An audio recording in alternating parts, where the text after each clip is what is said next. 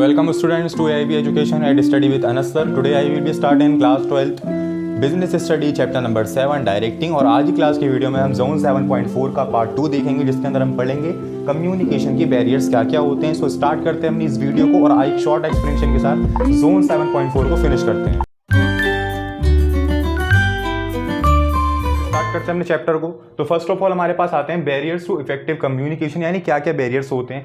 देखिए बैरियर्स होते हैं इसमें 4 तरीके के, सेमेटिक बैरियर्स, साइकोलॉजिकल और emotional barriers, and organisational barriers, और last one is personal barriers. तो ये कुछ 4 टाइप्स के बैरियर्स होते हैं। अब हम देखेंगे एक एक करके कि किस बैरियर्स के अंदर किस तरीके की प्रॉब्लम्स हमें देखने को मिलती हैं। तो सबसे पहले हम पढ़ते हैं इसमें सेमेटिक। फर्स्ट बैरियर पढ़ते हैं सेमेटिक बैरियर्स। तो there is a possibility of misunderstanding the feeling of the sender of the message और getting a wrong meaning of it, like encoding और डिकोडिंग। देखिए सेमेटिक बैरियर्स का मतलब ये होता है कि कभी कभार ऐसी चीज़ें भी सामने वाले को लगती हैं जो कि हमारा इंटेंशन वो होता ही नहीं, यानी मिसअंडरस्टैंडिंग हो जाती है, यानी कि जो हमने सोचा भी नहीं होता वो सामने वाला समझ लेता है, बट ऐसा कुछ नहीं होता। तो मिसअंडरस्टैंडिंग आती है इस बैरियर के अंदर, जो कि सेंडर को मैसेज रिसीव करते हुए या फिर देते हुए हो जाती है। ठीक है, तो उसके अंदर क्या मतलब, जैसे अभी मैंने पढ़ा था ना टाइप्स का, इनकोडिंग और डिकोडिंग, तो ये उस टाइप की बैरियर्स में या फिर सिस्टम में आ जाती है। आपको ये वर्ड जरूर लिखना है क्योंकि बहुत ज़्यादा इंपॉर्टेंट है। ठीक है, तो इसके टाइप्स पढ़ते हैं। तो टाइप्स ऑफ सेमेटिक बैरियर्स, तो फर्स्ट आता है बैडली एक्सप्रेस्ड मैसेज, यानी कोई भी मैसेज है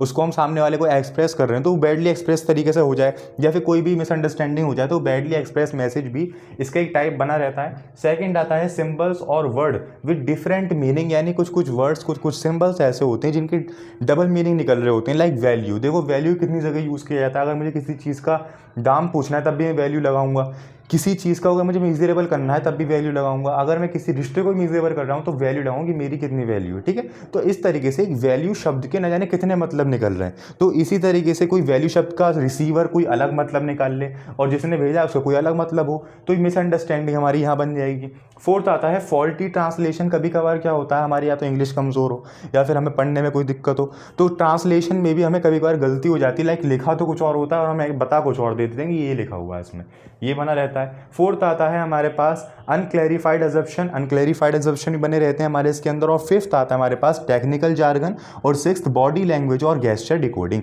तो बेसिकली सारे टाइप्स वो हैं जो कि मिसअंडरस्टैंडिंग को क्रिएट करते हैं, जो कि काफ़ी ईजी हैं। तो सेमेटिक बैरियर्स के अंदर सिर्फ इतना ही होता है कि मिसअंडरस्टैंडिंग जो होती है हमारी वो सेमेटिक बैरियर्स के अंदर आती है। ठीक है, सेकंड बैरियर की तरफ अपने सेकंड बैरियर की तरफ मूव करते हैं, साइकोलॉजिकल और इमोशनल बैरियर्स। देखिए यहाँ से इमोशनल वर्ड से क्या समझ में आ रहा है, जैसे फीलिंग, तो फीलिंग के बेस पर ये सब काम होता है। देखिए a person of absent mind can not communicate properly and an angry receiver can not understand the message properly. तो बेसिकली फीलिंग के बेस पे यहाँ बैरियर्स आ रहे हैं। लाइक कोई हमारी दुकान में कोई कस्टमर आया और हमारा मन ही नहीं कर रहा उसे टेंशन देने का, हम उसे बता ही नहीं रहे कि नए नए प्रोडक्ट्स के बारे में, जो वो प्रोडक्ट खरीदना चाह रहा है हम उसके बारे में ही बता नहीं रहे, तो हमारे अपसेंट माइंड है, तो इसलिए उसकी भी टेंशन कम होगी, हो सकता है वो चला भी जाए। तो बेसिकली ऐसे बैरियर्स जो कम्युनिकेशन के अंदर फीलिंग के तौर पर काम करें तो उसको इमोशनल बैरियर्स के अंदर डिटरमाइन किया गया है। These are determined set of mind both the parties of communication, यानी माइंड के बेस पर काम होता है यहाँ पे, राइट। तो एग्जाम्पल से आपको समझ भी गए होंगे, एक बार दोबारा रिपीट कर देता हूँ मैं।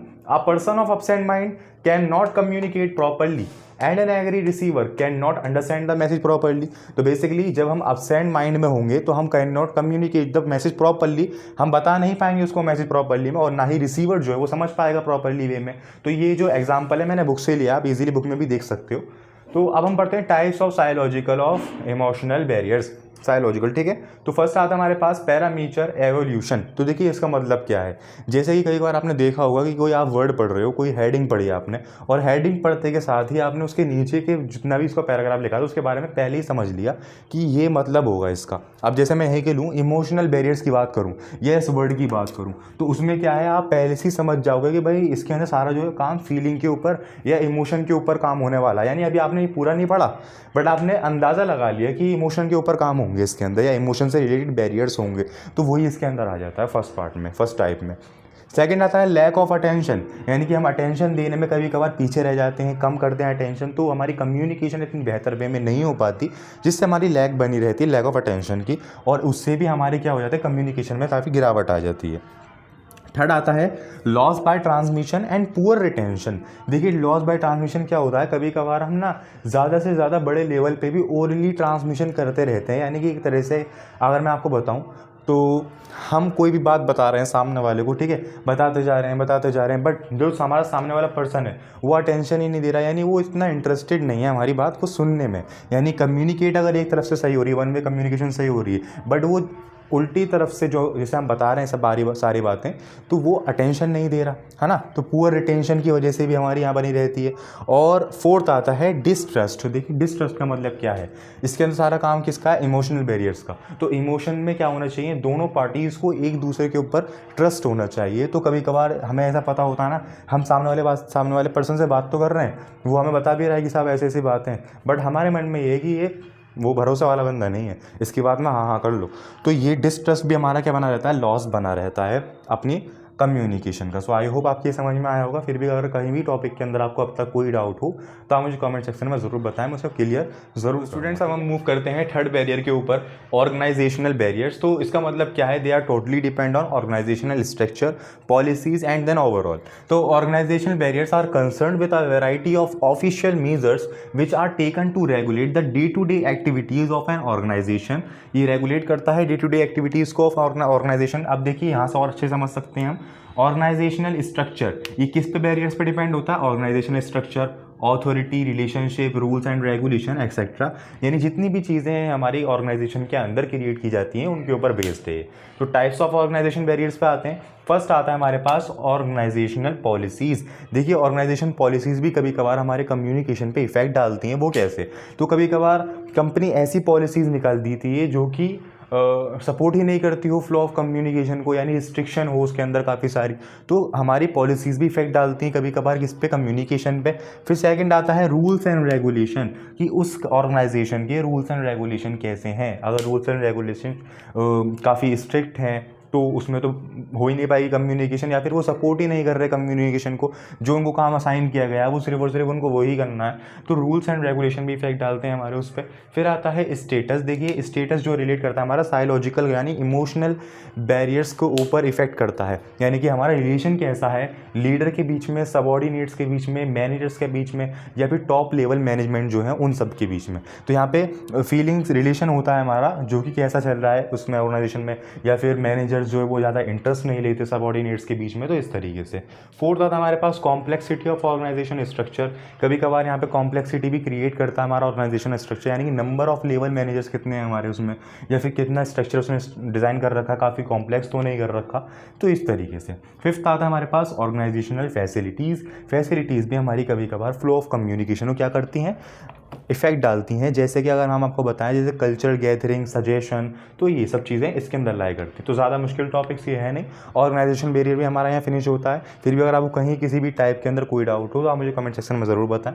हम फोर्थ बैरियर की तरफ, हमारे पास फोर्थ और सबसे लास्ट का बैरियर आता है पर्सनल बैरियर्स। तो देखिए पर्सनल बैरियर्स का मतलब क्या होता है, are concern with the person factors of the both sender and receiver, यानी कि पर्सनल फैक्टर जो होते हैं हमारे, जो कि कंसर्न करने में कोई बाधाएं डालें रिसीवर को भी और सेंडर को भी। ठीक है, इसके टाइप्स क्या क्या होते हैं, देखिए इसके टाइप्स को दो चीज़ों में डिवाइड कर रखा है, पहला barriers related to the superiors and then barrier related to the subordinates. अब देखिए सुपीरियर वाले में क्या आता है, fears of challenging of authority, यानी कि डर होना नई नई चैलेंजेस को एक्सेप्ट करना अथॉरिटी के। Second lack of confidence of superior on his subordinates, ये बना रहता है हमारा।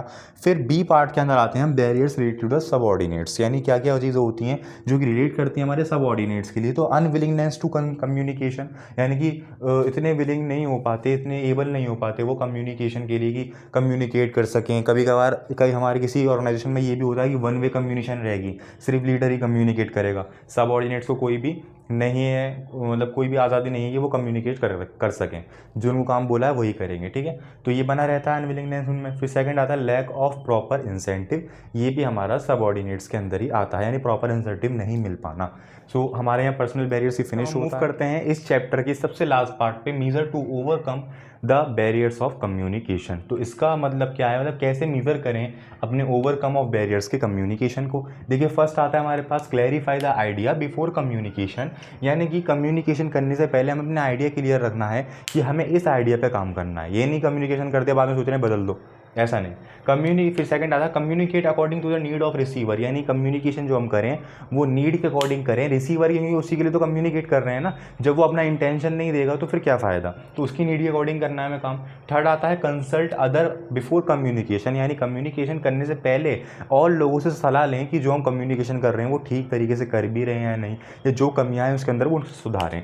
Fourth complete. फिफ्थ आते हैं be aware of language like tone and content of message, यानी हमें ये भी ध्यान रखना है कि हमारी लैंग्वेज कैसी है, हमारी टोन कैसी है, और साथ ही हमारे मैसेज कंटेंट कैसा है, उन सभी चीज़ों में सुधार करना है। ठीक है, अब ये कंप्लीट हुआ। फिफ्थ पे आते हैं देखिए communication for present as well as future. तो देखिए कम्युनिकेशन जो होती है वो basically as well as future के लिए होती है। यानी फॉर एग्जाम्पल मैं अकाउंटिंग की टर्म्स में लूँ तो जो कम्युनिकेशन करते हैं हम अपने अकाउंटिंग के रिजल्ट का आफ्टर फाइनेंशियल ईयर में, तो उससे क्या होता है हमारे फ्यूचरिस्टिक में काफ़ी फ़ायदा होता है। कंपनी के शेयर हो सकता है गिर भी जाए, हो सकता है बढ़ भी जाए, तो ये होता है इसमें। ठीक है, सिक्स्थ आता है हमारे पास फ्लो ऑफ कम्युनिकेशन बना रहना चाहिए, और 7 be a good listener. Last हमारा आज की क्लास की वीडियो में हमने चैप्टर नंबर 7 जो है पूरा फिनिश कर लिया है। नेक्स्ट क्लास की वीडियो में हम चैप्टर नंबर 8 कंट्रोलिंग स्टार्ट कर देंगे। सो आई होप आपके चैप्टर नंबर 7 तक सारे चैप्टर्स क्लियर हुए होंगे। फिर भी अगर आपको किसी भी चैप्टर में किसी भी पार्ट की वीडियो में कोई भी डाउट हो तो आप बिल्कुल मुझे कमेंट करें, मैं उसके डाउट क्लियर करने की ज़रूर कोशिश करूँगा। अदरवाइज नेक्स्ट क्लास से हम स्टार्ट करेंगे chapter number 8 controlling. Thank you.